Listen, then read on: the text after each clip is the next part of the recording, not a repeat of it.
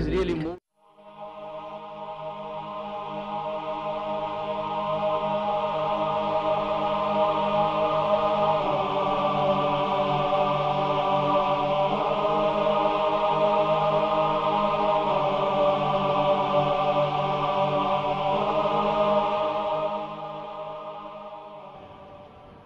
Assalamu alaikum wa rahmatullahi wa barakatuhu. Today's evening session has exclusively been reserved only for the open question and answer. Sagantaan irra galgala gaafiif deebisaa Dr. Zakir Naik waliin godhamuuf qofa qophaa'e. Mata dureen isaatis Dr. Zakirin gaafadhaa jedha.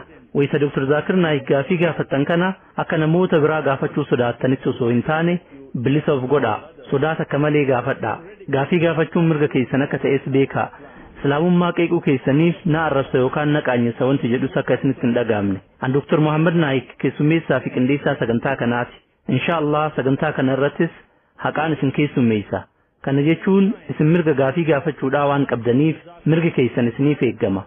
Dr. Zakiris gaafii keessan hanga beekumsa isaatiin deebisaa kennuun dirqama isaati. Obboleewwan kiyya gaafiif deebisaa kana irratti gaafii keessaniif deebisaa akka kennu Dr. Zakir Naik simadhaa. Please welcome Dr. Zakir Naik.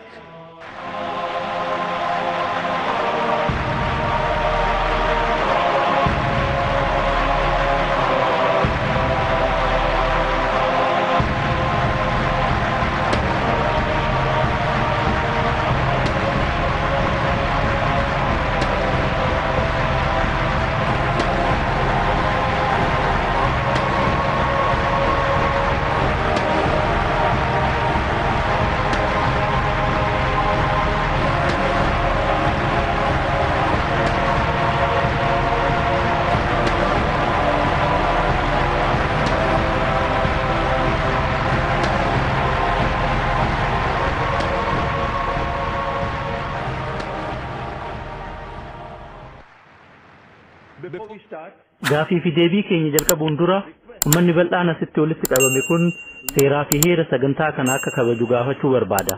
Akka seeraa fi heera sagantaa gaafiif deebisaa kanaatti isin gaafii barbaaddan gaafachuun mirga qabdu. Gaafiin keessan gabaabaa fi ifa ta'uu qaba. Yeroo takkaan gaafii takka qofa gaafachuutu isiniif eeyyamama. Gaafii lammataa gaafachuu yoo barbaaddan hiriira duubatti deebitanii hanga carraan isin gahu eeguu qabdan. Galma kana keessa maayikiroofoonota 5 qopheessinee jirra. 3 warra dhiiraatiif yoo ta'u 2 ammoo dubartootaaf qophaa'e. Maayikiroofoonni tokko fuuldura warra dhiiraatti argama. 2 hafan ammoo gara duubaatiin argaman. Maayikiroofoona barbaaddan duuba dhaqxanii hiriiruu mirga qabdu. Dubartootaafis maayikiroofoona 2tu jira. Tokko durarraan tokko ammoo gama duubaatiin jira. Namoonni muslima hin ta'in gaafii dursanii akka gaafatan carraan ni kennamaaf. Yoo yeroon nuuf eeyyame ammoo muslimootaafis boodarratti carraan ni kennama. Namoonni maayikiroofoona bira dhaabbatanii haala kana mijeessanis haalli kun seeraan deemuu isaa mirkaneeffachuu qaban. Namoonni gaafii gaafattanis gaafii gaafachuu keessaniin dura maqaa fi dalagaa keessan sirriitti akka ibsitan barbaadama. Yoo san Dr. Zakir deebisaa isiniin madaalu isiniif kennuu danda'a. Sagantaa keenya jalqabuun duratti Dr. Zakir yaada gabaabduu daqiiqaa takkaa fi 2 hin caalle akka nuu kennu carraa isaaf kenna. Dr. Zakir Naik. Present his initial comments for 1 or 2 minutes before we start the session. Dr. Zakir Naik.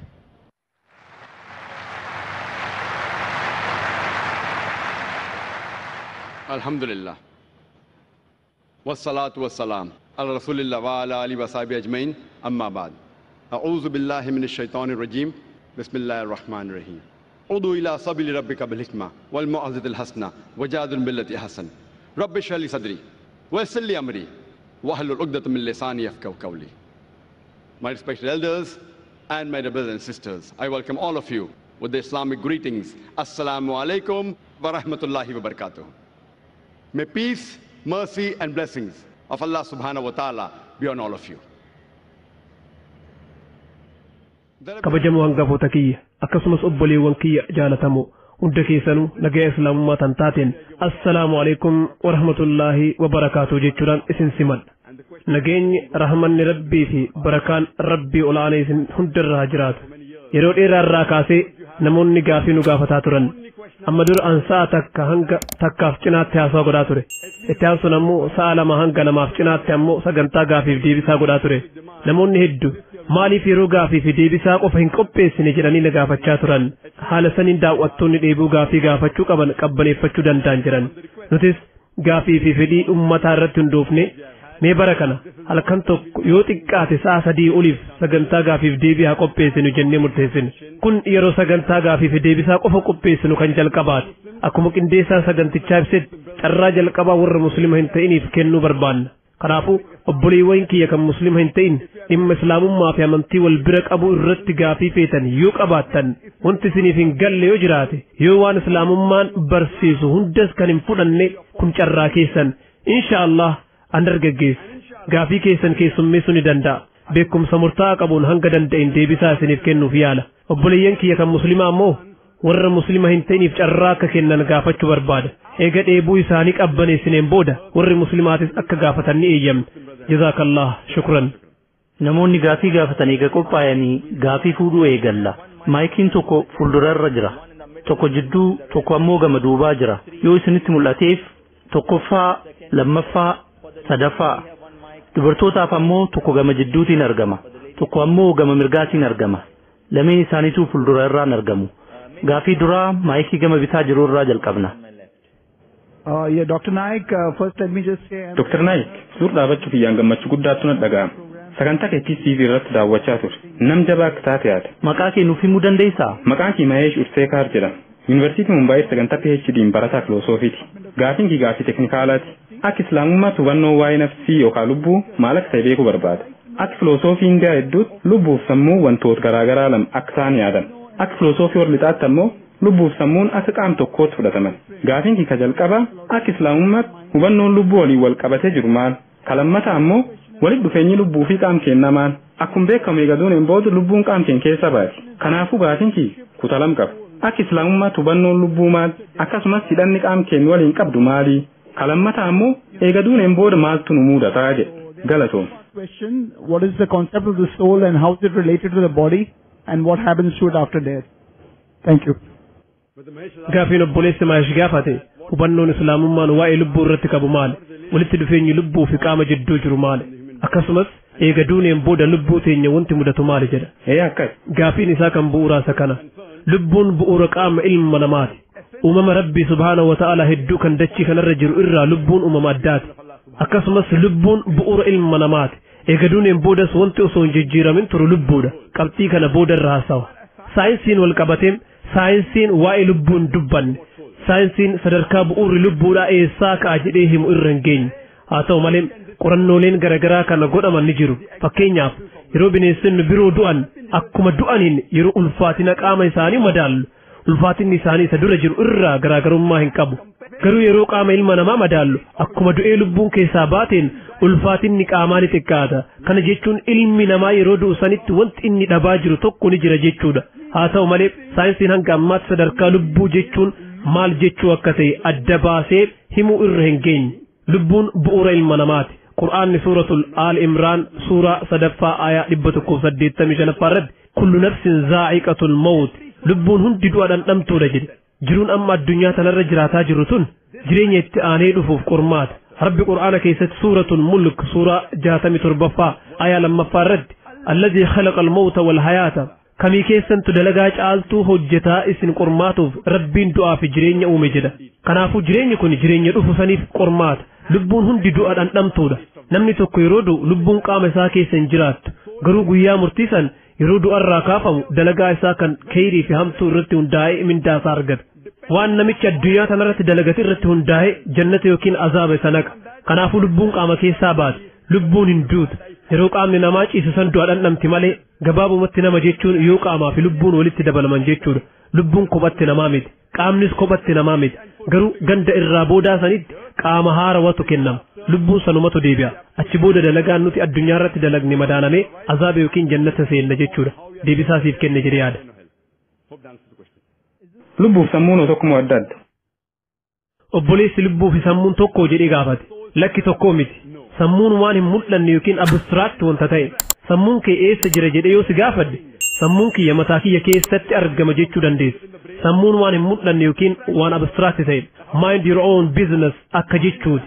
Kanaaf sammuu yoo jennu namni waa'ee mataa yaaduu jalqaba. Garuu akkas jechuun sammuun mataa keessa jira jechuudha miti. Haa ta'u malee lubbuu fi sammuun garagara. Sammuun jecha waan hin mul'anne ittiin ibsuuf fayyadamne. Sammuun eessa akka kaayame ani hin beeku. haa ta'u malee yeroo waa'ee sammuu haasa'uu barbaannu hundi keenya mataa akka ta'e yaadna sammuun jecha waan hin mul'anne ittiin ibsuuf fayyadamnu deebisaa siif kenne jedhee yaada. Know where the mind is placed. But when we talk about the mind, normally we start thinking about the brain, but that's an abstract word. Hope that answers the question. Thank you. Hello, my name is Mahesh Mehta. Hello, Magangi, Mahesh Mehta jedhama. Anamman tana nama gada mujjummaarra jiru. Biyyoota Islaamaa 15 daawwadhee jira. Biyyoota Islaamaa hundattuu bakki salaataa kan dhiiraa fi shamarranii biyya hundattuu adda adda. Masjida Nabawii bakki salaataa kan dhiiraa fi dubartii gargari. Karbaalaa, Najaaf, Kadimeen, Saamraa bakki dhiiraa fi dubartiin itti salaattu adda adda. Haa ta'u malee yeroo hajjiitti iddoo Mina, Musdalifaa, Arafaa, Safaa fi Marwaa akkasumas yeroo kaabaa guddicha xawaafan dhiiraa fi shamarran walitti makamu. Masjida Sagraa fi Masjida Laqsaa kan magaalaa Quddusitti argamuttis dhiiraa fi shamarran walitti makamu. Sababni kanaa maali? Mr. Mahesh Mehta asked a good question. Obboleessi keenya Mahesh Mehtaa gaafii gaarii gaafate. Mahesh Mehtaa yeroo dheeraa irraa kaasnee isa beeknu. Gaafa IRF dhaabbate irraa kaasee isa beeknu. Maasha Allah inni nama muslima hin ta'in bara 1991 yeroo dalagaa tana jalqabnu irraa kaasee nama kaaseetta keenya fudhataa ture. Kaaseetta lakkoofsaan hedduu namni fudhatesis. Akkaan yaadutti namoota muslima ta'an hedduu caalaa namni kaaseetta keenya fudhates. Gaafiin inni gaafate yeroo inni masjidota guutuu addunyaa irra jiran hedduu daawwatu bakka hedduutti iddoon dhiiraa fi dubartiin itti salaatan adda fooyamee jira. Garuu yeroo hajjii dhaqu Makkaa, Minaa, Muzdalifatti bakki dhiiraa fi dubartiin itti salaatan tokko yoo ta'u adda qoodamiinsi hin jiru. Gaafiin isaa kana. Obboleessa wanti ati hubachuu dadhabde addunyaa irratti bakka hundatti Makkaa, Minaa fi Muzdalifatti iddoon salaataa tokkuma.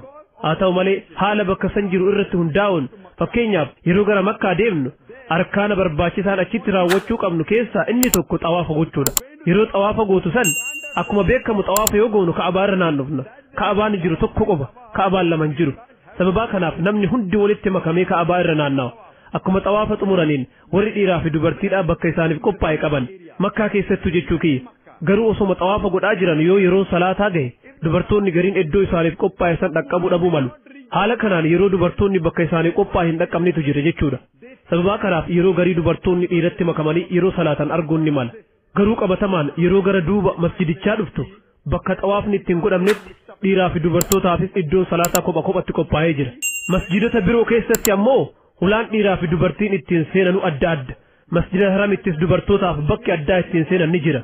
Garuu yeroo xawaafa godhan walitti makamuun dirqama itti ta'a. Yeroo salaataa ammoo bakka isaaniif qophaa'e dhaquu qabu. Haa ta'u malee sa'aan qaban bakka isaaniif qophaa'e san waan isaan hin dhaqqabsiifneef dhiiraa fi dubartiin bakka muraasatti yoo walitti makaman arguu ni dandeenya. Haalli wal fakkaataan Minaattis ni jira. Haalli wal fakkaataan Muzdalifattis ni mudata. Minaa fi Muzdalifattuu dhiiraa fi dubartii saffaa tokko keessa dhaabbatan hin argitu. Waan bibittinnaa'anii jiraniif bakka guddaa waan ta'eef maatii ofii qabatanii waan dhufaniif akkuma Makkatti maatii ofii qabatanii dhufanitti jechuudha. Asittis maatii isaanii waliin waan dhufaniif walitti makamuu danda'an. Fakkeenyaaf lafa hektaara 40tu jira jedhi yaadi. Walakkaan dhiiraaf walakkaan shamaraaf yoo jennee qoonne haala kanaan maatiin wal bira turuu hin danda'u jechuu. Masjidota kaawwanitti garuu masjidonni sunniin xixiqqaa waan ta'aniif karaa salphaan bakka salaataa kopha kophatti ulaa seensaa fi bahiinsaas kopha kophatti qopheessuun ni danda'ama. Maatiin ammoo alatti wal arguu danda'a. Muzdalifaa fi Arafaan lafa bal'aa hektaara hedduun lakkaa'amu waan ta'eef maatiin ammoo osoo adda hin faca'in hajjii gochuuf waan dhufeef Minaa, Muzdalifaa fi Arafaatti bakka tokko turu jechuudha. Garuu bakka sanittuu yeroo salaataa saffaa tokko keessa hin dhaabbatan bakka adda addaati. Garuu uummanni naannoo san jiru waan haalaan hedduu ta'eef waan adda qoodamanii jiran hin fakkaatu. Masjida Kheef jedhamu kan Minatti argamu osoo dhayte yookiin ammoo masjida Namraa Arafaatti argamu osoo dhayte dhiiraa fi dubartiif bakka adda addaatu jira. Akkuma masjidota kaawwanii jechuudha. Bakka bal'aa keessatti waan salaatamuuf maatiin walitti dhufuudhaaf ni rakkata. Saniin ala yeroo hunda dhiiraa fi dubartiin adda fooyamuu qabu. Adda fooyamuu qabu. Garuu kunuunsi argatan walqixa ta'uu qaba. Maaliif? Sababni isaa yoo akkas godhame hundi isaaniitu ibaadaa isaanii irratti qofa xiyyeeffachuu danda'u. Bakka san walitti makamiinsi saalaa hin jiraatu. Deebisaa siif kenne jedhee yaada obboleessa. Always men and women, they are supposed to be separate but equal facility. Why? The reason is so that they can concentrate on Allah subhanahu wa ta'ala better and there's no intermingling of sexes. Hope that answers the question, brother. Yes, brother. Obboleessa. Before posing my question, Gaafii kiyya dhiheessuun dura qopheessitoota sagantaa ajaa'ibaa fi guddaa kana dhiheessan galatoomfachuu barbaada. yeroon gara gaafii kiyyaa dhufu ijoollummaa fi dargaggummaa kiyya heddumminaan musliimoota waliin waanan dabarseef walitti dhufeenya hedduu musliimoota waliin qaba. Haa ta'u malee gaafiin tokko yeroo hunda anaaf ifa hin taane. Innis hiikaa Allah yookaan Rabbiiti. Sababni isaa akka sammuu kiyyaa fi akkaataa hiikaa hiriyoota kiyyaa kan muslimaatiin naaf kennametti hiikaa musliimoonni Rabbii isaaniitiif kennan hiikaa amantiiwwan biroo kennan balaaleeffatuu fi hiikaa amantiiwwan biroo kennan fudhatuu diduu of keessaa qaba. Hayyummaa kee bu'uura cimaa waan qabuuf sirraa dhimma kanarratti faayideeffachuu barbaada. Your scholarship is very profound. I would like to be benefited by it. Well, that's a very good question, very important question. That he wants to know one thing which has been always in his mind. Obboleessi keenya gaafii gaarii fi gaafii barbaachisaa ta'e gaafate. Innis waan tokko kan yeroo dheeraaf sammuu isaa keessa ture beekuu barbaada. Akka islaamummaatti hiikkaan Allah yookiin Rabbii maali?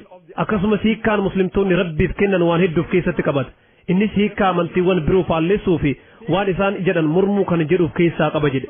Dhugumatti islaamummaa keessatti hiikkaan nuti Rabbiif kenninu waan Rabbi ta'e himuu fi waan Rabbi hin taanes himuuf keessaa qaba. Rabbi eenyu ta'uu isaa beekuudhaan cinatti waan Rabbi hin taanes beekuun barbaachisaadha. Haala kanaan namni tokko sobaan ka'ee abalu gooftaadha jedhe yoo haasawe hiikkaa san irratti hundooftee yaadni sun soba ta'uu isaa adda bayida. Gaaffii hiikkaan Allah yookiin Rabbi maali jedhuuf deebisaan quubsaan muslimni kamuu siif kennu Qur'aanarraa suuratul Ikhlaas suuraa 112 aayaa 1-4 kan jiru ta'a.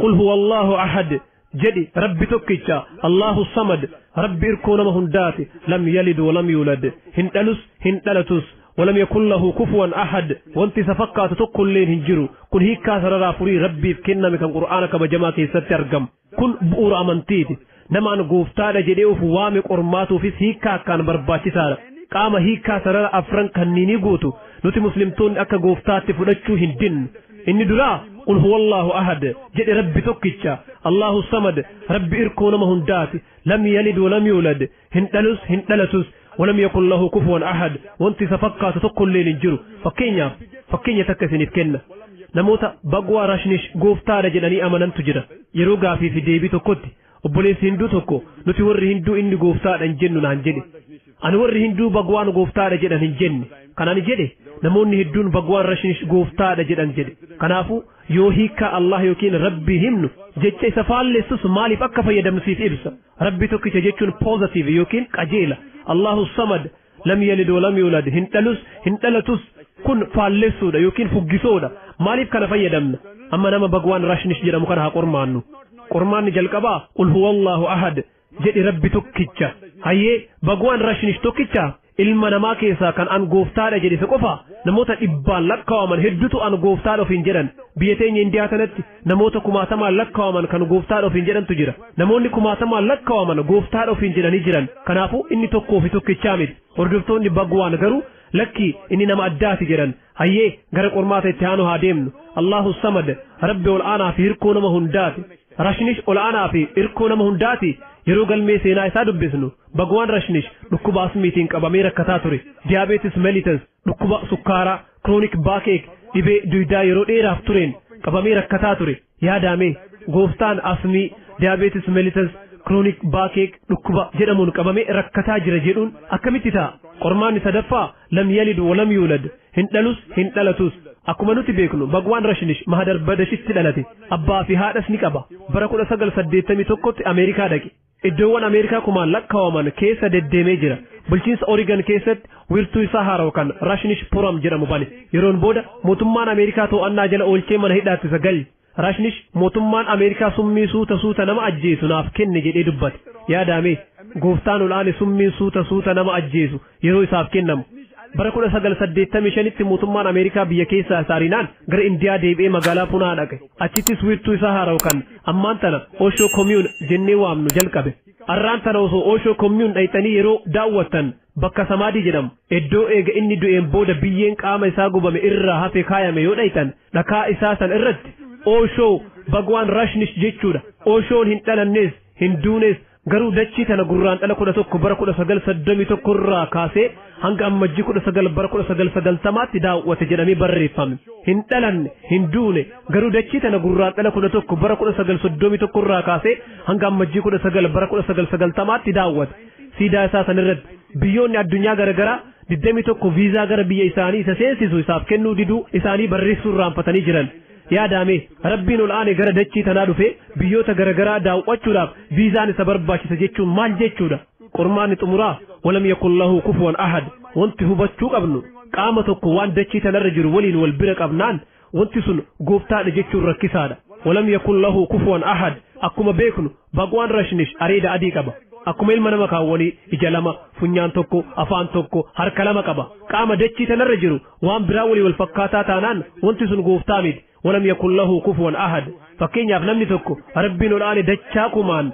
Arnold Schwarzenegger caala osoo jedhee maqaa Arnold Schwarzenegger dhagahuun ooltan namni kun maqaa nama jabaa dachii tanaa jedhamuun beekama Mr. Universe nama dachii tanarra jiru keessaa nama jabaa jedhamee beekama qaama tokko waan dachii tanarra jiru waliin wal fakkeessinaan Arnold Schwarzenegger ta'ee Dara Singh ta'ee King Kong harka kumaan caalee harka miliyoonaan caalee waan tokko waan dachii tanarra jiru wal fakkeessitee wal bira qabnaan wanti sun gooftaa miti walam yakun lahu kufuwan ahad obboleessa kun gabaabinaan hubannoo nuti waa'ee rabbii olaanee itti qabnuudha. So this brother is in short the concept of Almighty God. As far as the second part of the question is concerned, that why does it contradict with the concept of God in other religions?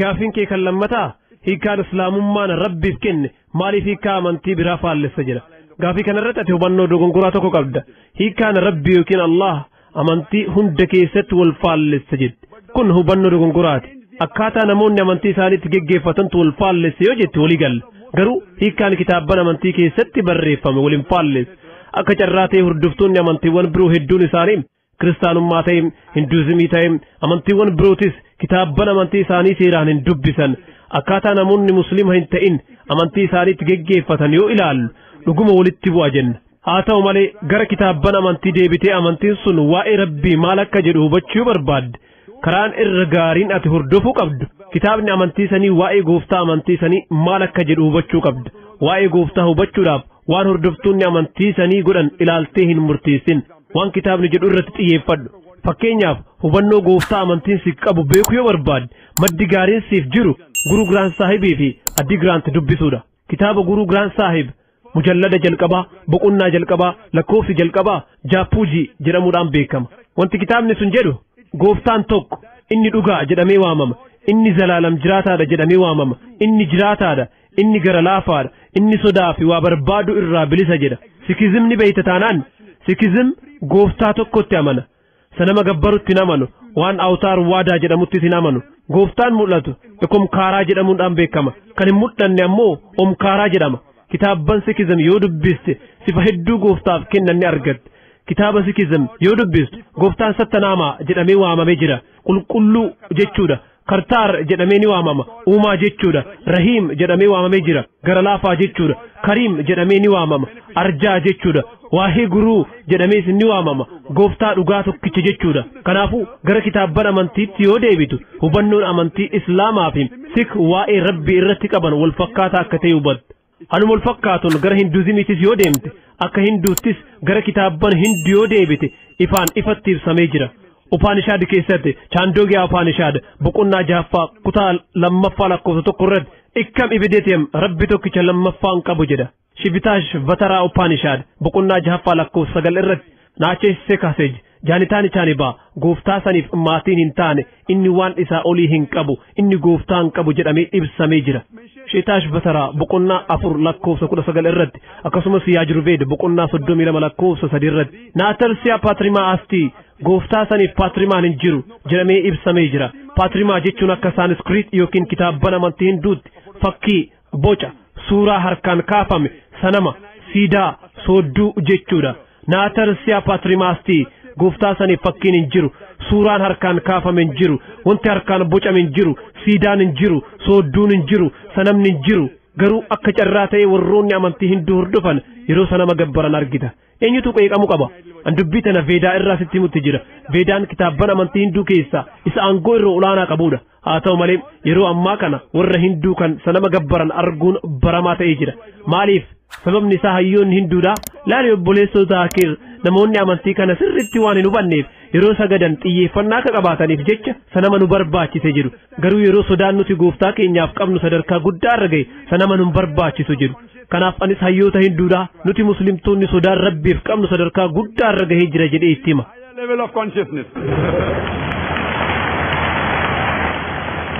Barsiisni bu'uuraa hinduu fi veedaadhaa isa kana.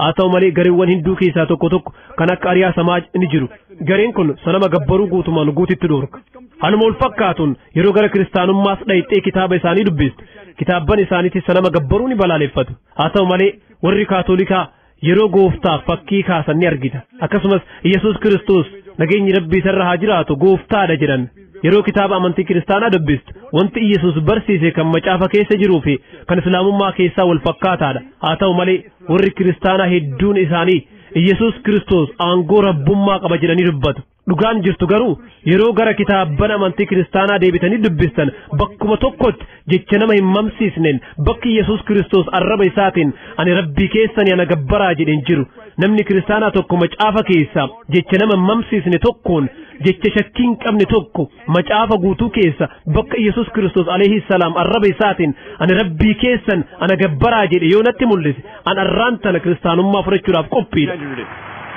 dhugaan jirti yoo macaafa dubbiste ifaan ifatti lafa kaa'amee jira wangeela Yohaannis boqonnaa 10:28 irratti Yesuus Kiristoos alayhi salaam abbaan kiyya na caala jedhe wangeela Yohaannis boqonnaa 10:29 irratti abbaan kiyya hunda caala wangeela Maatiyus boqonnaa 10:28 irratti hafuura rabbiitiin shayxaana baas wangeela Luqaas boqonnaa 11:20 irratti anquba waaqayyootiin shayxaana baas wangeela Yohaannis boqonnaa 5:30 irratti an ofii kiyya waan takkallee dalaguun danda'u waan dhagaheen murteen tiyyasta haqaat an fedhinnaa kiyyan barbaadu fedhinnaa abbaa kiyyaate malee jedhe namni fedhinnaa tiyya osoo hin taane fedhinnaa rabbii ol aanee qofa barbaada jedhe muslima kanaafuu Yesuus Kiristoos alayhi salaam muslima inni an rabbii ofiin hin jenne kitaaba hojii ergamtoota boqonnaa 2:22 irratti isin yaa warra Israa'el dubbii kana dhagayaa waaqayyo harka Yesuus nama Naazreet kanaan hojii aangoo isaa dinqiidhaa fi milikkita garagaraa kan isin beektan isin jidduutti hojjechuu isaatiin fudhatamaa isa godhe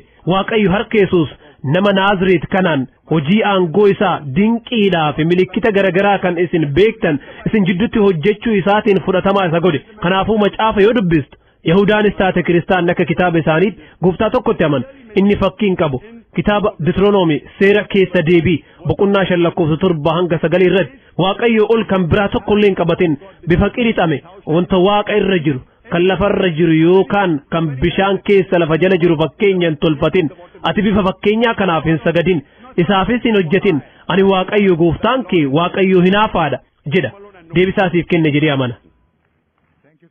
guddaan si galatoomfadha akkuma atuu jette hiikkaan nuti rabbiif qabnu kan siksiin keessa jiru isa islaamummaa keessa jiru waluma fakkaataadha.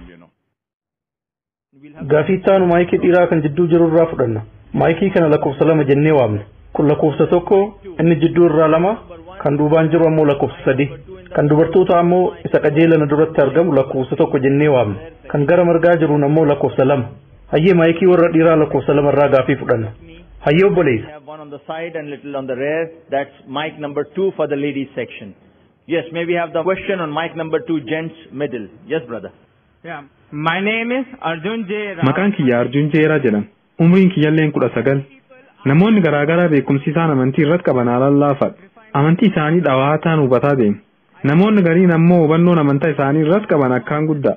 Akka naf fakkaatutti musliimoonni hedduun amantii isaanii algaariin hubatanii jiru. Islaamummaan amantii hordoftoonni isaa hubannoo gaariin hordofanii jechuudha. Amantii biroo yoo laallu garuu hordoftoonni amantichaa akkuma kutaa jalqabaa jiraniiti. Musliimoon garuu akkuma kutaa 9 jiruuti.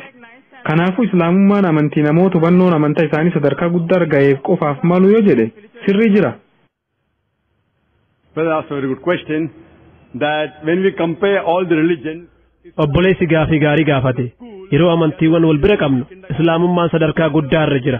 Fakkeenyaaf akkuma mana barumsaa amantiiwwan biroo sadarkaa oolmaa daa'immanii yookiin kutaa 1ffaa irra jiran islaamummaan ammoo kutaa 9ffaa fi 10 akkasumas sadarkaa guddaa irra jira dubbiin isaa kun sirriidha waan ati jetteen walii gala cinaa waan ati jettee sirraa fudha cinaa ammoo sirraan fudha islaamummaan warra hubannoo amantii isaanii sadarkaa guddaa irra jiruuf ta'a kan jedhu dubbii sirriiti sirraa fudha haa ta'u malee namni hubannoon amantii isaa laaftuu ta'e islaamummaa keessa seenuu hin danda'u jechuu miti dubbii tana sirraan fudhu dubbii tanaan waliin galu sababni isaa namni mana barumsaa afaan ingiliffaa seenu hundi wanti inni jalqaba baratu tartiiba qubeeti namni wahii mana barumsaa afaan ingiliffaatiin barsiifamu seenaa jira jedhi yaadi wanti namni sun narsarii irratti baratu ABCD ta'a sirriidhaami kanaafuu islaamummaa keessatti namni tokko hubannoo amantii isaa sadarkaa guddaa irra yoo jiraachuus baate wanti inni jalqaba hordofuu qabu tawhiida wanti ABCD jedhamee afaan ingiliffaa keessatti barsiifamu tawhiida amantiiwwan hunda keessatti barsiifamu wal fakkaataadha tawhiida jechuun rabbii tokkichatti amanuudha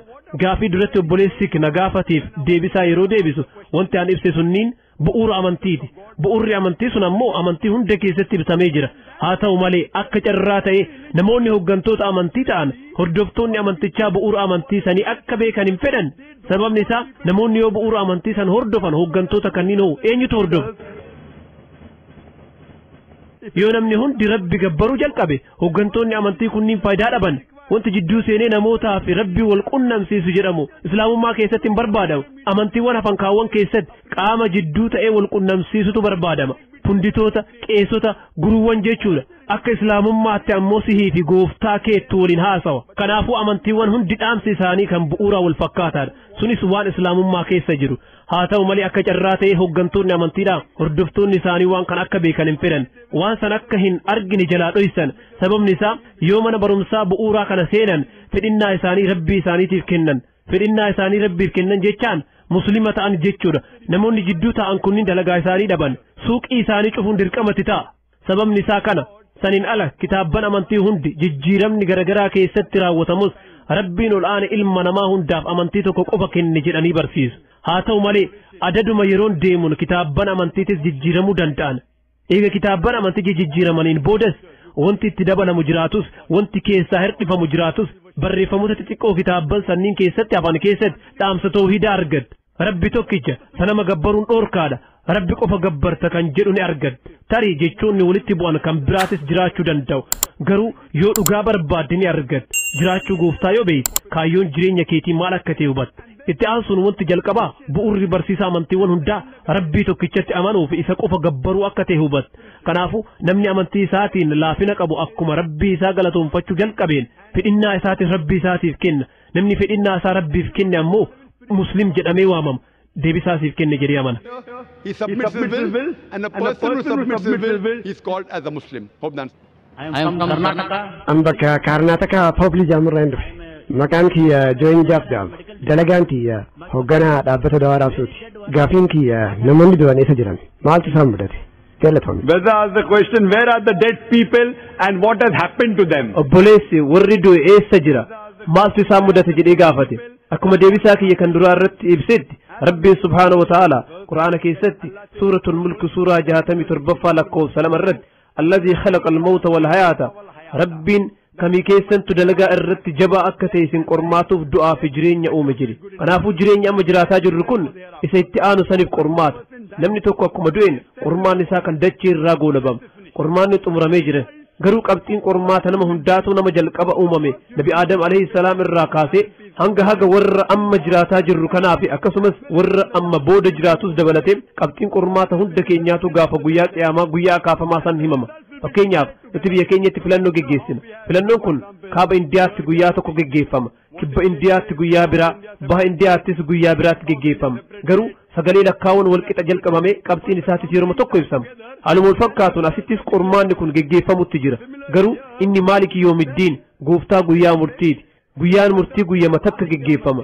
inni kitaaba qaba kamtu sirriidha kamtu hamtuu dalage wanti jedhamu waluma bira dhihaata kana booda dalagaa toltuu fi dalagaa hamtuu ati dalagde irratti hundaa'uun gara jannataa yookiin ammoo gara azaabaa deemti hundi keenyaa ni kaafamna ammaan tana warri du'e hirriba keessa jira hirriba keessa jiru jechuun du'aniiran jechuudha garuu ni kaafamu rabbiin ol aane guyyaa qiyaamaa lubbuu yeroo lammaffaatiif isaanitti deebisa kanaaf hundi keenyaa ni kaafamna rabbi waa'ee guyyaa qiyaamaatis yoo haasa'u namni tokkollee murtee haqaatan guyyaa qiyaamaa san hin mormu jedhe sababni isaa waa'ee keenya irratti qaamni keenya hundi nurratti ragaa ba'a ijji teenya nurratti ragaa baate harki keenyas ragaa ba'a kanaaf warri ajaja rabbii hordofuu dhiisee azaabatti darbatamus murtee haqaa rabbii hin morman carraa biraa takka nuuf kenni jedhanii isa gaafatan innis amma yeroon darbee jira isaaniin jedha qormaanni xumuramee jira kanaafuu guyyaa qiyaama hunduu ni kaafama dalagaa toltuu fi hamtuu irratti hundaa'uun qormaata san darbu yookiin ammoo kufuu dandeetti saniinis gara jannataa yookiin gara azaabaa deemti deebisaa siif kenne jedhee amana.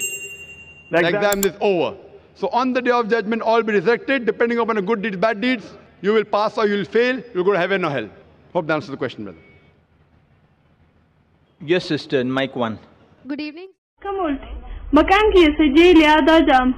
Gaafiin kiyya obboleewwan musliimaa kan Indiyaa faaruu biyyoolessa Hindii Maataraam maaliif faarsuu diddan? Sababni isaa maali? Jechuun kiyya wandee Maataraam sabboonummaa Indiyaa leellisa malee amantii waliin walitti dhufeenya hin qabu. Nationalist and doesn't have a religious identity. Obboleessa sagantaa kaleessaa irratti argamtee jirta? Lakki hin jiru. Sababni isaa gaafiin kun kaleessaas obboleettii biraatiin gaafatamee ture. Egaa kaleessaas hin jiraatini deebisaa kiyya irra deebi'ee sitti hima. Gaafiin obboleettiin gaafatte muslimtoonni wandee Maataram jechuu faarsuu maaliif didan? Gaafii kanaaf deebisaa kennuu kiyyaan duratti warri hinduutuu silaa faarsuu diduu qaban. Ana kana sitti himuu barbaada. Sababni isaa faaruun kun kitaabban amantii waliin walitti bu'a. As I mentioned earlier, in the earlier answer, akkuma dura ibsetti gaafii obboleessi na gaafateef deebise keessatti kitaabban hinduu Upanishaad Veedaa keessa jechoota tokko tokko isiniif kennee ture. Sunis rabbiin ol aane kophaa isaa gabbaramuu qaba. Qaamni biraa gabbaramuu hin qabu. Inni fakkii takkas hin qabu waan jedhu isiniif himee jira. Wandee Maataram faaruudha. Walaloo sana bu'oo duraa sadan wandee Maataram keessa jecha ani siif sujuuda jedhutu jira. Akka hinduutti rabbii ol aane qofa gabbaruu qabda. Qaama biraa gabbaruun hin ta'u. Rabbi uumaa biyya tanaati. Kun kitaaba keessaniinis walitti bu'a. Amantiin hinduu amantii sanama gabbaruu balaaleffatu. Amantiin hinduu rabbi qofaaf sujuuduu qabda jedha. Qaama biraatiif sujuuduun hin ta'u. Isa qofa gabbaruu qabda. Qaama biraa gabbaruun hin ta'u. Muslimaan malettuu faaruun kun kitaabban amantii hinduutiin walitti bu'a. It goes against the Hindu scriptures. You ask any Hindu scholar, if you ask a layman or a laywoman, nama waa'ee kitaabaa hin beekne yoo gaafatte faaruun kun kitaaba amantii isaaniitiin walitti bu'uu isaa beekuu dhabuu danda'a. Waa'ee sabboonummaatiin wal qabatee deebisaa isaa booda siif hima. Gama musliimoota hindii yoo deebinu faaruun wandee Maataram jedhu kun qur'aanaan walitti bu'a. Sababni isaa akka islaamummaatti nuti rabbii qofa gabbaruu qabna. Qaama biraa hin gabbarru. Biyya Indiyaa tana nuti muslimtoonni ni jaalanna. Biyya tana ni kabajna. Seera biyyattiitis ni hordofna. We Muslims, we love the country. We respect the country. We follow the laws of the country. Haga seerri biyya kamiituu seera rabbii ol aaneetiin walitti hin bu'initti seera san hordofuu wanti dinnuuf tokkolleen hin jiru. Garuu seerri biyyattii sun seera rabbii ol aanee yoo kafaalleessu nuti seera san hin hordofnu. The law of Almighty God, then we don't follow. So Almighty. Egaa rabbiin ol aane uumaa biyya tanaa ta'e eenyuuf sujuuduu qabna? Should we bound to the country or to Almighty? Biyyaaf moo rabbii ol aaneef sujuuduu qabna? Indiyaan wal qabatee nuti muslimtoonni hedduun keenya biyya tana ni jaalanna. Biyya tana ni kabajna. Yoo dhugaan barbaadamne biyya tanaaf duufis qophiidha. Haa ta'u malee biyya tanaaf hin sujuudnu. Sababni isaa waan seera rabbiitiin walitti bu'uuf. Anuma wal fakkaatu lammiin Saa'udiitis Saawud Arabiyaaf sujuuduun qabu. Kun waa'ee Indiyaa qofa hin sehin. Saawud Arabiyaatti lammiin Saa'udii biyya isaatiif hin sujuudu. Paakistaanitti muslimti Paakistaaniif hin sujuudu. Seerri kun seera addaa Indiyaa qofaaf kaa'amee miti. Kanaafuu seerri kun wal fakkaataadha. Hubannoon jiru nuti biyya tana ni jaalanna. Garuu yoo amantiin walitti bu'e fakkeenyaaf islaamummaa keessatti rabbiif ergamaa isaatti aanee namni nuti addunyaa tanarratti haalaan kabajnu haadha teenya. Haati teenya gadaamessaa isii keessatti ji'a 9 nu baadhate. Ni jaalannaan ni kabajnaan isiidhaaf du'uuf qophiidha. Garuu isiidhaafis hin sujuudnu. Eega haadha na deetteefu sujuuduu dhabe lafa tanaaf maaf sujuuduu dhabde jedhamee maaliif gaafatama? Sababni isaa haati na deettes haa taatu biyyi tun rabbii na uume hin caalan. Dabalataan wandee Maataram keessa bu'oo 12tu jira. 3 wandee Maataram kana jedhu yoo ta'u innis qur'aanaa fi hadiisaa walitti bu'a. Haaluma wal fakkaatuun sifoonni rabbiif kennan waa'ee durgaa, waa'ee laashmii, waa'ee qabeenyaa fi kan birootis kan faaruu san keessatti ibsaman barsiisa islaamummaatiin walitti bu'u. Kun rabbiin xiqqeessuudha. An biyya tanaaf jedhee rabbii na uume hin xiqqeessu. Haa ta'u malee biyya tana hin jaaladhu. Hin sujuudu jechuun biyya tana hin jaaladhu jechuu miti. Faaruun kun eenyuun barreeffame? Baankiin Chakobaadiyaan barreeffame. Sababa maaliif barreeffame? Bu'aa siyaasaa argachuudhaaf waggaa muraasa dura barreessuuf yaadanii turan. Garuu walaloon kun yoom akka barreeffameeyyuu hin beekan. Faaruun kun meeshaa abbootiin siyaasaa Indiyaa waa ittiin argachuuf ittiin socho'aa jiranidha. Garuu abbootiin siyaasaa Hinduu kun faayidaa siyaasaa argachuuf jecha sochii godhaa jiran kanaan kitaabban isaanii waliin walitti bu'aa jiraachuu isaanii hin hubanne. Deebisaa siif kenne jedhee amana. Making a political issue. Hope that answers the question. Thank you, sir. We'll allow 2 questions at that mic because... Hayyo obboleetti fufi jalqaba dubartiin takka ni gaafatti itti aansuudhaan dubartiin biraa itti fuftee gaafatti. Sister after that can ask the second question. Good evening, sir.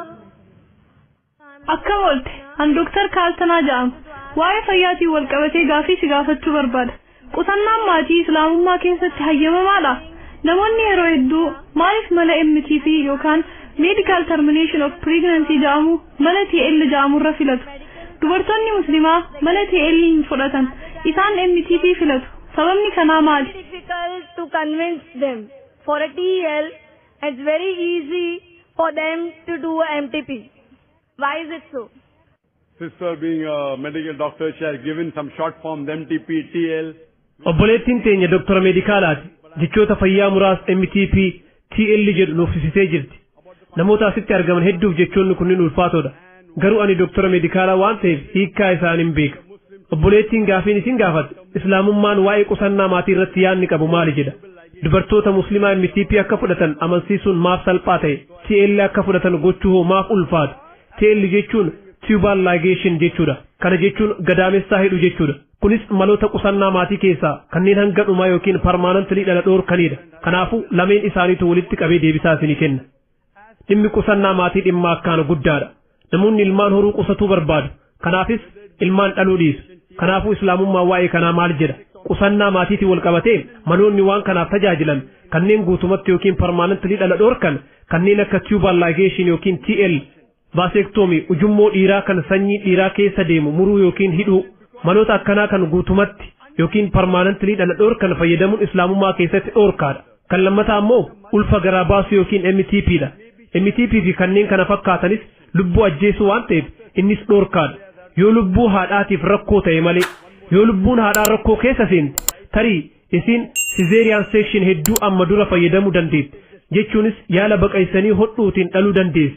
Yoo doktorri dubartiin tun amma dura yeroo 4 fi 5 opereeshiniin dhaltee jirti, amma booda ulfaayuun jireenya isiitiif rakkisaadha yoo jedhe, yookiin ammoo yoo isin rakkoo onnee qabaate ulfa san baadhattee deemuu yoo kan dandeenye, haala kana keessatti shari'aan Islaamaa waan guddaa dhabuurra waan xiqqaa dhabuu wayya jedha. Lubbuun haadha sanii lubbuuf dura gara dachii tanaa dhufuuf deemu irra gatii guddaa qaba.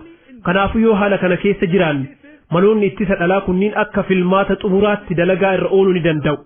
Maloonni guutumatti dhala dhoorkan kanneen akka tubal ligation, vasectomy, MTP yookiin medical termination of pregnancy kunniin hundi yoo fakkeenya olitti ibse mudate qofa dalagaa irra oolan. Haala biraa keessatti ni eeyyamaman. Maloonni kunniin maaliif dhoorkaman? Qur'aan ifaan ifatti suuratul An'aam suuraa 6 aayaa 151 irratti ilmaan keessan sodaa beelaatiif jecha ajjeesinaa nutu isinii fi isaanis soora. Dhaamsuma kana suuraa Israa suuraa 17 aayaa 31 irratti irra deebi'ee jira.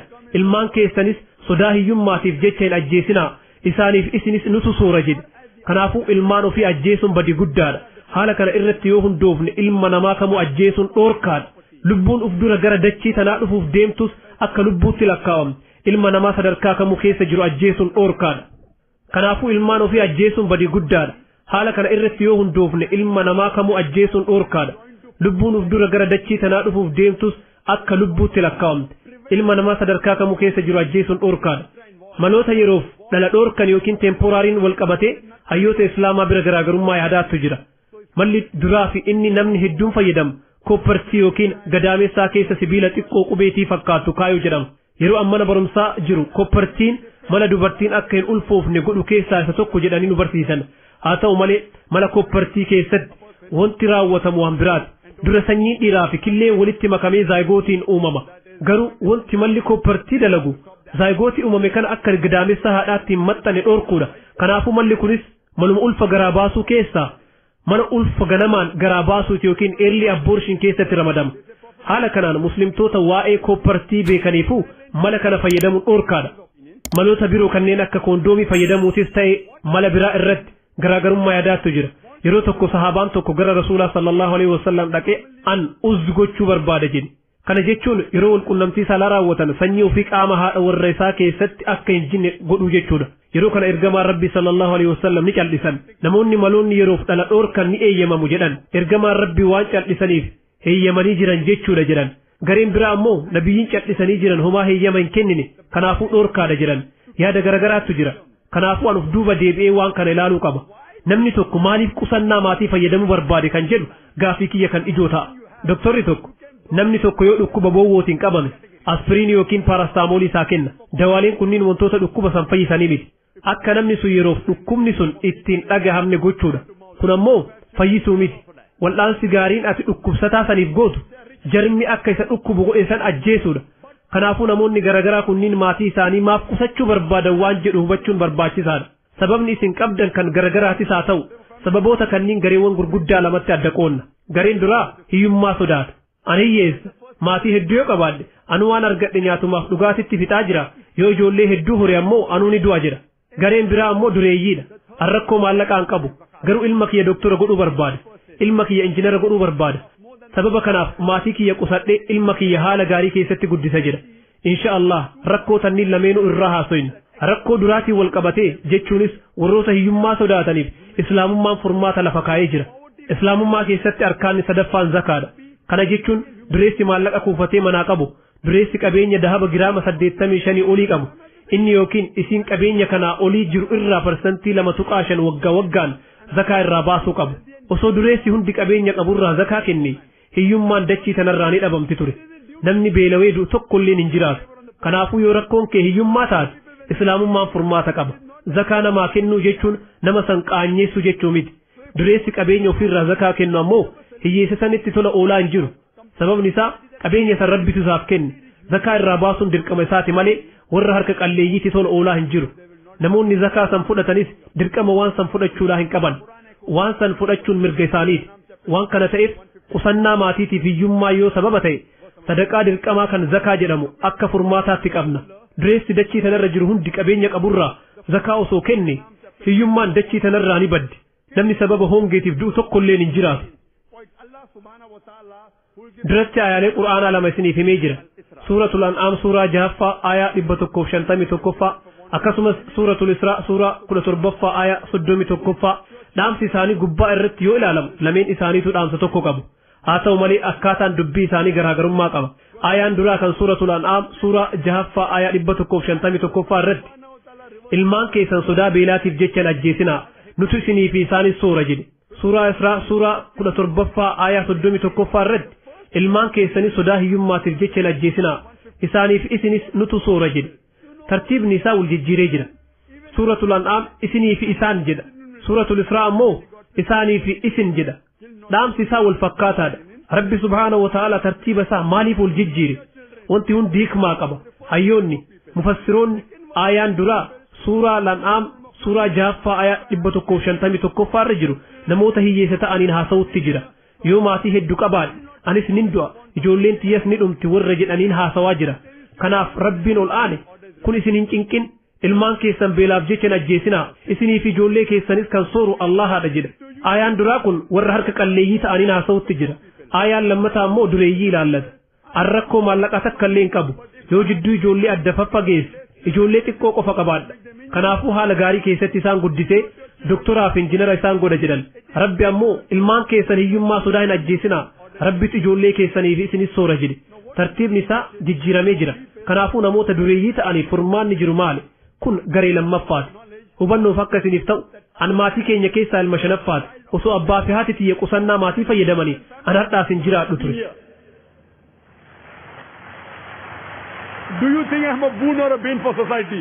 An hawaasa kanaaf faayidaadha moo miidhaadha jettanii yaaddu hawaasa tokko keessatti hojiin akkaan kabajamaa fi filatamaan doktorummaadha wanti doktora caalu hin jiru alhamdulillah ilma shanaffaa ta'ee dhaladhus doktora meedikaalaa ta'uu danda'ee jira haa ta'u malee duraan ilma namaa tajaajiluuf doktora meedikaalaa ta'e dalagaa biraa gaarii kan qalbii namaa ittiin wal'aanu argadhee jennaan dalagaa tiyya jijjiire rabbi subhaanahu wa ta'ala suuratul fussilat suuraa 41ffaa aayaa 33ffaa irratti nama gara rabbii waamee fi hojii gaggaarii hojjetee an muslimtoota irraa jedhe caala namni jecha bareedu eenyu jedhe yeroo dalagaa bareedduu sana argadhu doktora qaamaa irraa gara doktora qalbii jijjiirame osoo doktora qaamaa ta'e nama muraasa qofatu gara kiyya dhufa garuu waan doktora qalbii ta'eef namoonni kumaatamaan lakkaawaman kunniin asitti argamaniiran waan an doktora qaamaa irraa gara doktora qalbii jijjiirameef as dhufan wanti isin gaafachuu barbaadu ammaatii kiyyaaf ilma shanaffaati an hawaasa kanaaf faayidaadha moo miidhaadha namoonni hubannoo dogoggoraa qaban yoo ijoollee xiqqoo qabaatte jidduu isaanii adda faffageessuun haala gaariin isaan guddisuu dandeessa jedhan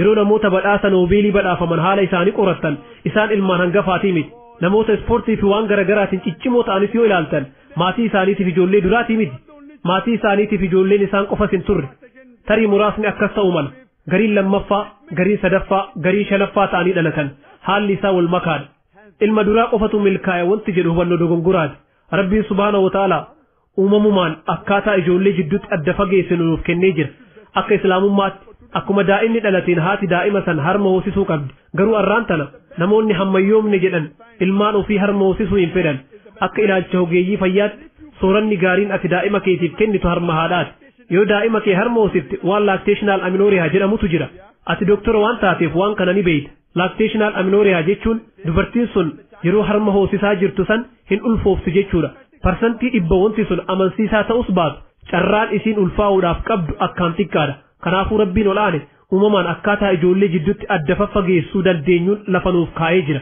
obbolii ummata hedduu qabaachuun hawaasa tokko miidhaa miti faayidaa guddaadha biyya teenya indiyaa kanatti hamdoo hamaaridoo jenna nu lamaanii fi teenya lamaan jechuudha jaarsaa fi jaartii ijoollee lama qofa dhalan jechuudha ikke badabine doke baskabine tokkoon booda ammaa miti lamaan booda ammoo hin jiru daa'ima tokko erga argataniin booda hedduu turu lamaan booda ammoo dhaluu dhiisu kunniin dhaadannoowwan indiyaa keessaati sababni isaa mootummaan indiyaa akkaataa ummata isaa ittiin qabu waan wallaaleef ummata akkana godha ameerikaa yoo deemti tiishartii ijoollee irratti I am my father's tax saver an abbaa kiyyaaf qusataa taaksiiti barreeffama jedhu argita yoo ijoollee hedduu qabaatte gibirri ati kafaltu ni xiqqaata gara Awustiraaliyaas dhaqi gara Kaanaadaatis deemi adadumaatti daa'ima tokko argatteen mootummaan allowaansi yookiin durgoo kennaa mindaasiif kenna daa'ima qabdu hundaaf ji'a hunda allowaansi argatta kanaafuu mootummaan USA Awustiraaliyaa fi Kaanaadaa ummanni isaanii akka ijoollee hedduu qabaatan jajjabeessutti jiran jechuudha mootummaan indiyaa hoo maaliif waan kana dhoorkaree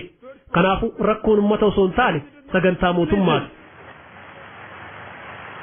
arraan tana biyyoonni lamaan addunyaa irratti humna jabaa qabaachuudhaan wal morkaa jiran chaayinaa fi indiyaa akka ta'an beektu chaayinaan lakkoofsa ummataatiin addunyaa irraa tokkoffaa yoo taatu indiyaan ammoo lammaffaadha arraan tana chaayinaa fi indiyaan humna jabaa yookiin super power ta'uudhaaf wal morkaa jiru maaliif sababni isaa lameen isaaniitu humna ilma namaa waan qabaniif waan kana ta'eef arraan tana warri ameerikaa fi warri lixaa yeroo maallaqa isaanii as fidanii asitti dalagaa investimentii irra yoo oolchan argitan maaf kun ta'e waan ilmi namaa hedduun as jiruuf kanaafuu ummata hedduu qabaachuun faayidaadha malee miidhaadha miti sababa kanaaf ilmaan kee yoo doktora godhuu barbaadde ilmi kiyya shanaffaan doktora hin ta'u jettee akka hin yaadne yoo ijoollee hedduu hin qabaanne jidduu isaanii adda faffageessuu danda'a jettee hin yaadin gareen addaa kan biraa gareen sadaffaatis ni jira yeroo tokko nama wahiitti waan natti hime obboleessa kiyya zaakir an durees ani ijoollee guddisuun natti hin ulfaatu an rakkoo maallaqaan qabu an ilma kiyya doktora yookiin ammoo injinara godha jedheetis cinqamuu hin barbaadu an jireenya kiyya tanaan gammadee dabarsuu fedha naan jedhe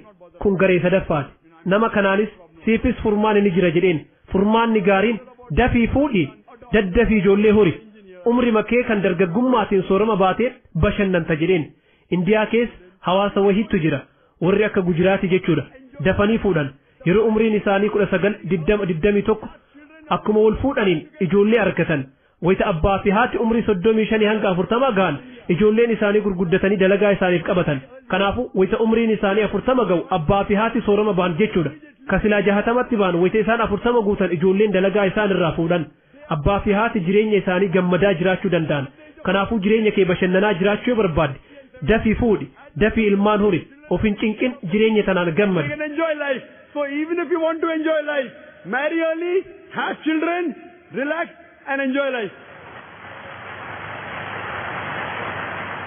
kanaafuu akka dhuunfaa kiyyaatti qusannaa maatiitiin wal qabatee an hayyoota kannii waliin jira rabbi subhaanahu wa ta'ala qur'aana keessatti suuratul aali imraan suuraa 3ffaa aayaa 54ffaa irratti isaanis tooftaa baasan rabbillee tooftaa baase rabbi ammoo irra caalaa warra tooftaa baasuuti jedha yoo isin maatii keenyaaf anatu karoora baasa ka jettan ta'e mirga keessan an garuu karoora hunda rabbii kiyyatti kennee jira inni ammoo irra caalaa karoorsaati deebisaa siif kenne jedhee amana hedduu galatoon Sisters, they are requested if you have any Toni gaafii specific barbaadan question. gaafachuu ni dandeettu. Gaafii fedhis yoo qabaattan islaamummaa keessatti wanti ifaa akka isiniif ta'u barbaadan yoo jiraate kun carraa keessanii itti fayyadamaa. Dr. Zaakiraas jira gaafii yoo qabaattan gara maayikii dhiyaadhaatii gaafadhaa. Came from Nagpur. akkam waltan hundi keessan an bakka Naagpur jedhamurraan dhufe waa'ee beedaatiin wal qabatee gaafii akkasii gaafachuun barbaada sababni isaa ani Veedaan kitaaba qulqulluu amantii Hinduu akka ta'e ni amana. Ati Veedaa keessaa qabxiiwwan amantii birootiin wal fakkaatan eega haasoftu ta'e waa'ee garaagarummaa isaan gidduu jiru kanneen walitti bu'iinsa qaban ammoo namoota muslima hin ta'in duratti maaliif hin haasofne? Waan kana beekuun barbaada.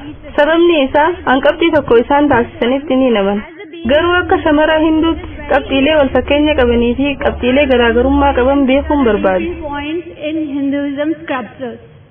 Sisters ask a very good question.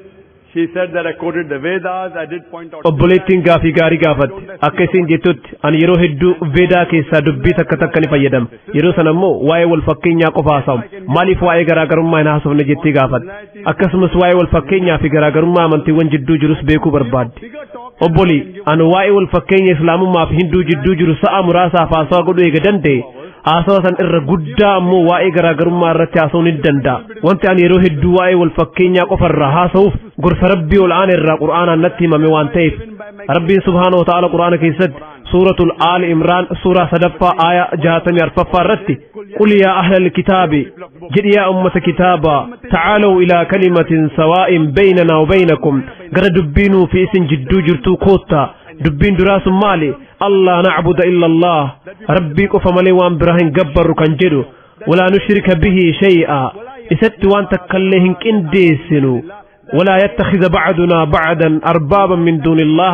Rabbii tokkicha malee uumama keessaa waan takkallee akka gooftaatti hin qaban. Fa in tawallaw yoo didanii deebi'an faquulu shahadu jedhaa ragaa bahaa. Bi'annaa muslimuun nuti muslima fe'innaa keenya Rabbiif kennine akka taane. Ayaan Qur'aanaa kun akkaataa nuti namoota garagaraa waliin ittiin haasa'uu qabnu nutti agarsiisa. Gara dubbiinuuf isin jidduu jirtuu koottaa jedha. Dubbiin sun kami? Dubbiin akkaan barbaachisaan kami? Allah na'buda illa Allah. Nuti Rabbii ol aane malee kan biraa hin gabbarru kan jedhu. Obboli waa'ee garaagarummaa haasa'u akkaan dheeraa haasa'uun hin danda'a. Garuu faayidaan isaa jidduu keenyatti wal dhabdee uumuu qofa. Amilee namoota miidhuu danda'a. Sababa kanaaf waa'ee garaagarummaa yeroo wal mormii qofa haasofne. Yoo wal mormii qabaanne fakkeenyaaf annama Dr. William Campbell jedhamu waliin wal mormii ture. Haasawaa san dhageeffattee jirta? By the name of Dr. William Campbell. You've heard that talk, sister? Eeyyeen viidiyoolee kee argeen jira. Viidiyoon kun waa'ee garaagarummaa kiristaanummaa fi islaamummaa irraa haasawa. Sababni nuti haasawa san gooneef isatu Qur'aana keessa dogongoroonni saayinsii 30tu jira jedhee barreesse. Eega inni kitaaba san barreesseen booda waggaa 8tiif namni deebisaa isaaf kenne hin jiru. Kitaabni isaa Ameerikaa keessatti akkaan gurgurame. Sababa kanaaf barattoonni Ameerikaa keessa jiran waamicha naaf godhan. Mata dureen isaas Qur'aanaa fi macaafa ija saayinsiitiin yoo madaallu jedha. Waan inni dogongora Qur'aanaati jedhee haasayu hundaaf deebisaa kennee jira. Anammoo macaafa keessaa dogoggora 38 kan saayinsii walitti bu'u isaaf dhiheesse. Inni garuu tokkoofillee deebisaa kennuu hin dandeenye. Kanaafuu ani yoo wal mormii qabaanne waa'ee garaagarummaan hin haasawa. Yoo nama Hinduu tokko kan Veedaan guutumaan guututti saayinsii wal sima jedhu waliin wal morme an deebisaa isaa kennuu hin danda'a. Haa ta'u malee ayyoo waa'ee garaagarummaa haasa'e tarii ati mufachuu dandeetti. Kanaafuu ati hubannoon ati waa'ee amantii qabdu jabaa ta'e dhuftee IRF itti gaafii kee yoo dhiyeeffatte deebisaa siif kennuu ni dandeenya. Garuu an bakka namni hedduu walitti qabametti waa'ee garaagarummaa haasa'uu hin barbaadu. Yoo namni na dirqamsiise malee garuu kana jechuun garaagarummaan akka jiru hin beeknu jechuu miti. Wanti an sitti himuu barbaadu eega wantoota isaa wal fakkeessu beekne wantoota tokko nu taasisan san qabannee haa hordofnu. Kanaafuu an wanti namootaan jedhu wantoota Veedaa macaafaa fi Qur'aanaa wal fakkeessan qabannee jala haa deemnu. Tarii kitaabban kanneen hunda keessa inni tokko kan Rabbiiti jennee haa amannu.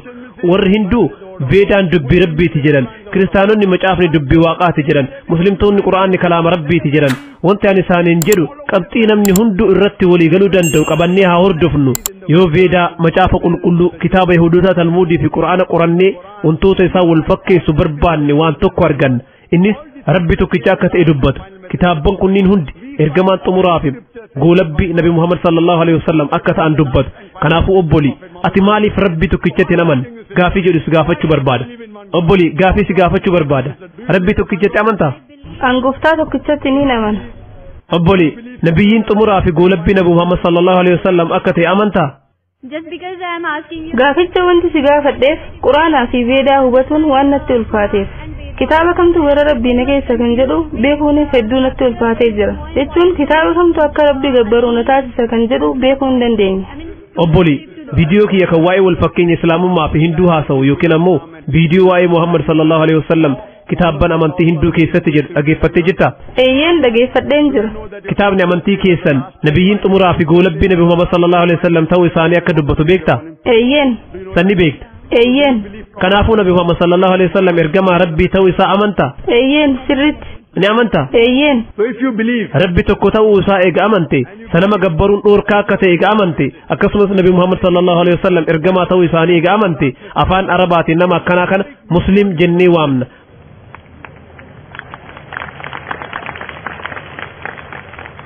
Obboli rabbi tokkichatti amanta?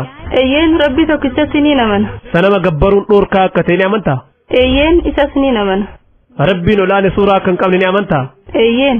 Kanas ni amanta. Akkasumas nabi Muhammad sallallahu alaihi wasallam ergamaa rabbii ta'uu isaanii ni amanta. Wanti ati ammaan tana itti jirtu tarii sirritti gadi hin seenne ta'a.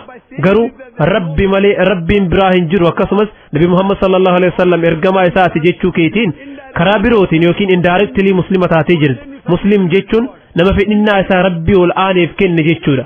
Eeyyeen karaa birootiinis ta'uu muslima ta'een jira. Garuu veedaanis waan wal fakkaataa dubbate.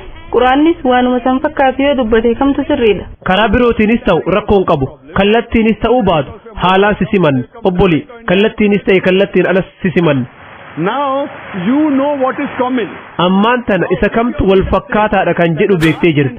Kanaafuu kitaabni kee veedaan nabiyyiin xumuraa fi goolabbii nabi Muhammad sallallahu alaihi wasallam waan jedheef nabiyyi san yoo hordofte nabi Muhammad sallallahu alaihi wasallam hordofuu keetiin veedaa karaa birootiin hordofutti jirta jechuudha.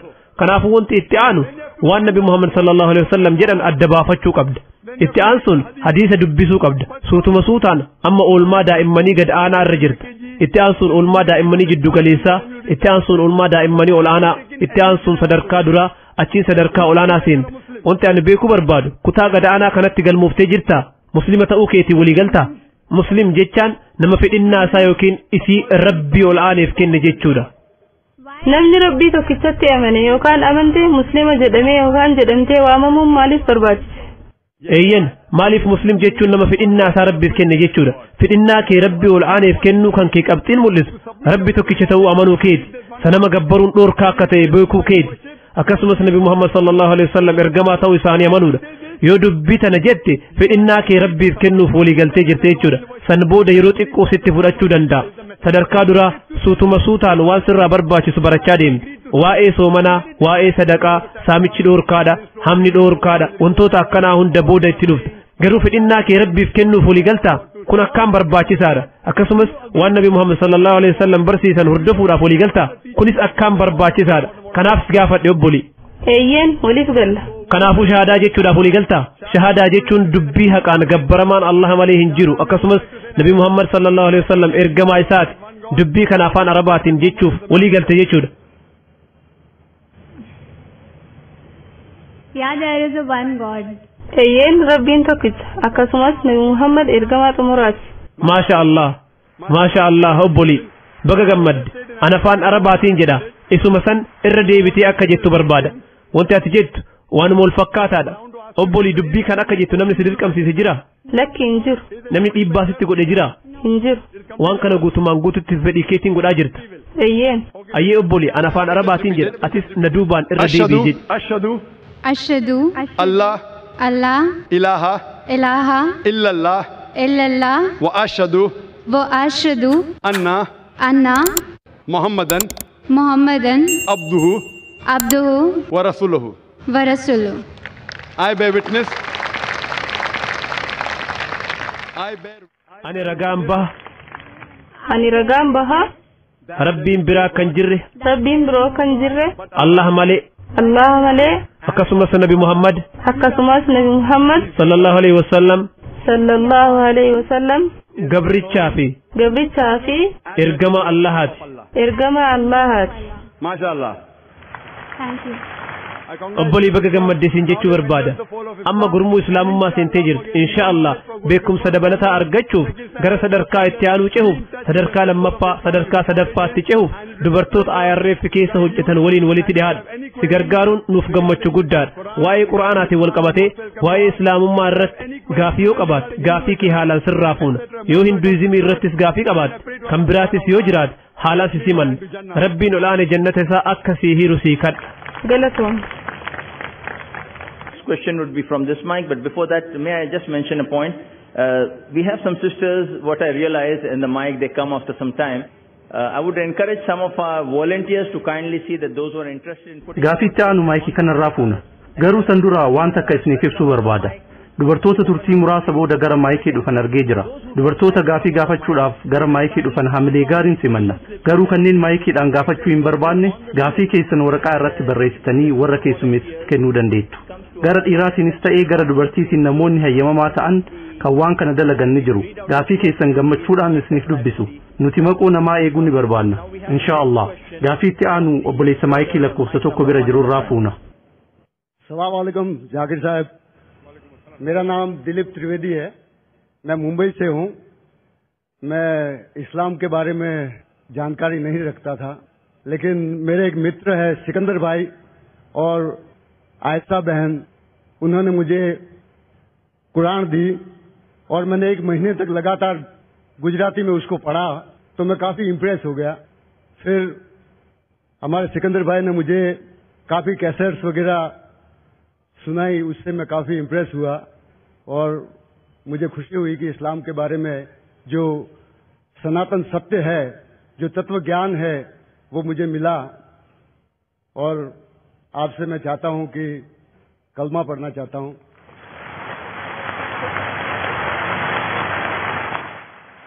obboleessa baga nagaan dhufte ji'a tokko oliif qura'aana dubbisaa ture kaaseetta muraasa namarraa argatee jira kaaseetta saniin quufee rabbi tokkicha akka ta'e hubatee waan jiruuf islaamummaa fudhachuu barbaada obboleessa wanti si gaafachuu barbaadu namni islaamummaa akka fudhatu si dirqamsiise jira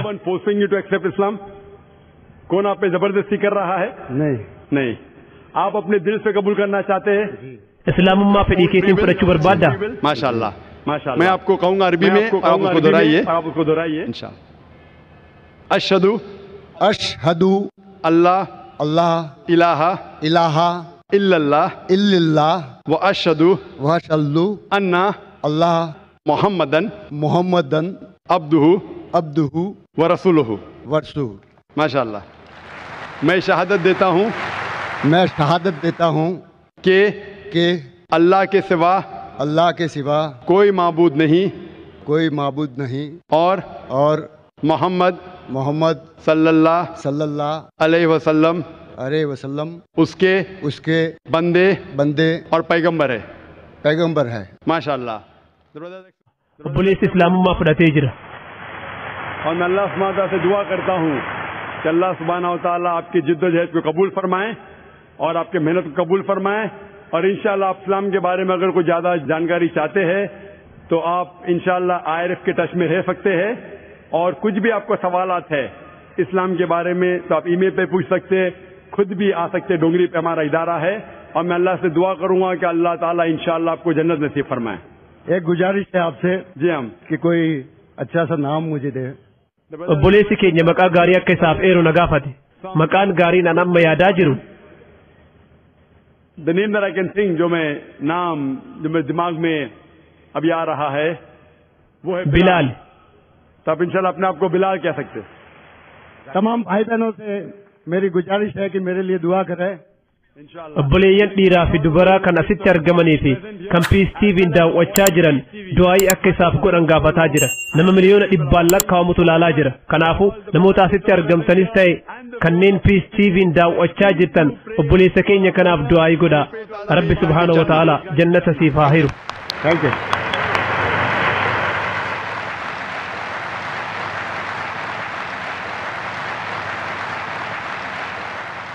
Next question from the brother in the center, mic 2.